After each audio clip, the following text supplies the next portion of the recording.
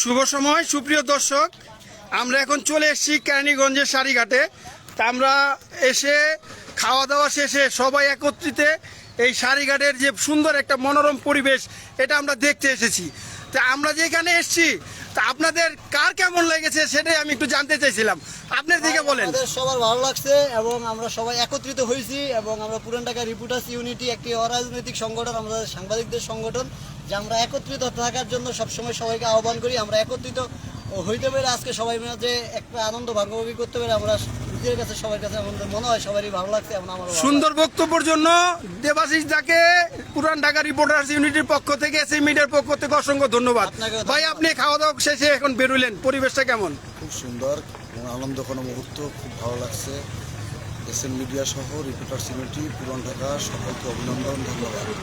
ভাই, আপনি একটা সুন্দর হাসি দিয়ে একটা কথা বলেন। হ্যাঁ, কেমন লাগছে? পরিবেশটা খুবই সুন্দর, আর সবচেয়ে বড় বিষয় যে আমরা সবাই একত্রিত হতে পারছি। উপদেষ্টা মন্ডলীর উপদেষ্টা আমাদের রহমান ভাই, আপনি খাওয়া দাওয়া শেষে কেমন লাগতেছে? পরিবেশটা কেমন লাগছে? পরিবেশটা অনেক সুন্দর। এখানে সবচেয়ে ভালো যে আনন্দঘন মুহূর্তে আমরা সবাই একসাথে আছি, এর জন্য সবাইকে ধন্যবাদ। এটা একটা বৈশাখী উদযাপন হচ্ছে। তো স্যার, আপনার কাছে জানতে চাই যে বৈশাখ পরবর্তী যে আমরা সফর, এই বিষয়ে কেমন লাগলো? জি, আসলে একটা চমৎকার আয়োজন রিপোর্টার্স ইউনিটির কর্তৃক আয়োজিত। আমরা সারিঘাটে এসেছি।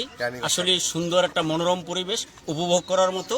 আশা করি সবাই এখানে আসবেন, আনন্দ উপভোগ করবেন। ধন্যবাদ দাদা। আপনার কাছে কিছু মানে মানুষ শুনলে খুব আনন্দ পায় আপনার কথায়। ঈদ পরবর্তী পুনর্মিলন, ঈদ, বৈশাখী সকল মিলিয়ে আমরা সারিঘাটে সবাই একত্রে আসতে পারছি পুরান ঢাকা রিপোর্টার্স ইউনিটির পক্ষ থেকে। এটা আসলে আমাদের সৌভাগ্য এবং খুব সুন্দর মনোরম দৃশ্য, প্রাকৃতিক সৌন্দর্যে ভরপুর। আমাদের মতো সবাই আসবেন, আসলে এখানে মনোরম দৃশ্যে মন ভরে যাবে। আচ্ছা, প্রাকৃতিক সৌন্দর্য। জনগণের পক্ষ থেকে জানা, আপনারা কি এই অনুষ্ঠানটা আজকে শেষ না পরবর্তী যে কোনো অকেশন? এটা আমরা বিভিন্ন অকেশনে করতেই থাকবো। সবাই আমরা একত্রিত, আমাদের প্রত্যেকটা সদস্য এক মনের, এক ভাবের, এবং আরও বলতে হয় যেটা আমাদের চেয়ারম্যান মহোদয়, যার মনের সাথে তুলনা করার মতো কিছু নাই। সাথে আমাদের সিনিয়র ভাই উপদেষ্টা যারা আছেন তারাও সেই রকম। আমাদের সকলের মনে একত্রিত হওয়ার কারণে আমরা পরবর্তীতে প্রত্যেকটা অকেশনে অনুষ্ঠান করতে পারবো, মিলে চলতে পারবো। শুভকামনা রইল আপনার চিন্তা ভাবনার প্রতি। ভাই, আপনি একটু বলেন, সাংবাদিক মানুষ। আলহামদুলিল্লাহ, সবাইকে অনেক অসংখ্য ধন্যবাদ। আমাদের পুরান ঢাকা রিপোর্টার্স ইউনিয়নের পক্ষ থেকে আমরা এত সুন্দর একটা আয়োজন করাতে পুরান ঢাকা রিপোর্টার্স ইউনিয়নকে সবাইকে সকল সদস্যকে ধন্যবাদ জানাই এবং সবাইকে আনন্দঘন মুহূর্ত উপভোগ করার জন্য আবেদন জানাই। সাংবাদিক সাহেব, আপনার অনুভূতি কি? এক কথায় আলহামদুলিল্লাহ, সবাই জানি আমরা খুশি। তো ভাই, আমরা এই যে ঘুরতে আসছি, এটার বিষয়ে আপনার কেমন লাগতেছে? আলহামদুলিল্লাহ, খুব ভালো পরিবেশ, সবাই আসবেন এখানে ঘোরার জন্য। জি, আপনার? পুরান ঢাকা ইউনিটের পক্ষ থেকে সবাই আন্তরিক ভালোবাসা এবং শুভেচ্ছা রইল। আর আমরা এসেছি বনভোজনে, সব খুব ভালো লাগতেছে। ইনশাল্লাহ আগামীতে আরও ইনশাল্লাহ এসএম মিডিয়া ও পুরান ঢাকা রিপোর্টার্স ইউনিটির পক্ষ থেকে আমাদের সম্মানিত চেয়ারম্যান মহোদয়ের কাছ থেকে এই যে সবাই আপনি নিয়ে আসছেন, এটার বিষয়ে কিছু আপনার মন্তব্য জানতে চাই। ধন্যবাদ এসএম মিডিয়াকে যে আজকে আমাদের প্রোগ্রামটি লাইভ করছেন। আবারও ধন্যবাদ জানাই। আপনাদের প্রচার আমাদের কাছে অনেক সুন্দর লাগছে, আগেও আপনারা প্রচার করেছেন। আমি ধন্যবাদ জানাই এসএম মিডিয়াকে। আমাদের আজকে পুরান ঢাকা রিপোর্টার্স ইউনিটির যে পক্ষ থেকে যে আমরা ঈদ পুনর্মিলনী বলেন, বৈশাখী বলেন, এটা আমাদের একটা পরিকল্পনা ছিল, সেটা আমরা বাস্তবায়ন করতে পেরেছি। আমরা যেন প্রতিটা অকেশনেই যেন আমরা এই অনুষ্ঠানগুলো উপভোগ করতে পারি, সবাই একত্রিত থাকতে পারি।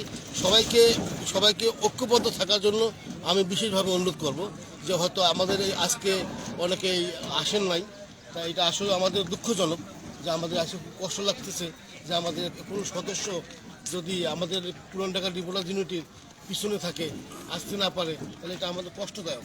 যাই হোক, আমি আগামী যে আমাদের যে অকেশনগুলো আমাদের আসবে, সেই অকেশনগুলোতে সবাইকে থাকার জন্য আমি বিশেষভাবে অনুরোধ করব এবং প্রতিটা অকেশনেই আমরা ইনশাল্লাহ চেষ্টা করবো ইনশাল্লাহ এর চেয়ে আরও ভালো কিছু করার জন্য।